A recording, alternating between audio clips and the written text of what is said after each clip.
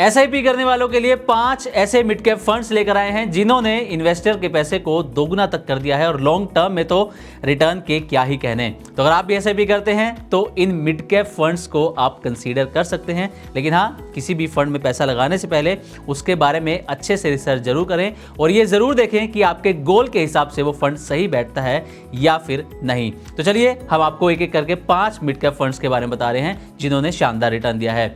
इसमें पहला नाम आता है Motilal Oswal mid cap fund का। इसका पिछले 5 साल का रिटर्न देखें तो वो 105 यानी कि 105% के आसपास का रहा है और पिछले 10 साल का रिटर्न देखें तो ये 250% के आसपास का रिटर्न रहा है। दूसरे नंबर पर आता है इन्वेस्को इंडिया। इसका 5 साल का रिटर्न रहा है 96% और 10 साल में रिटर्न दिया है 241% के आसपास। ईडलवाइस तीसरा मिड कैप फंड है जिसका रिटर्न रहा है 86% पिछले 5 साल में और 232% पिछले 10 साल का इसका शानदार रिटर्न रहा है। चौथा है एचडीएफसी मिड कैप फंड जिसने 84% का रिटर्न पिछले 5 साल में दिया है और 209% का रिटर्न रहा है पिछले 10 साल में।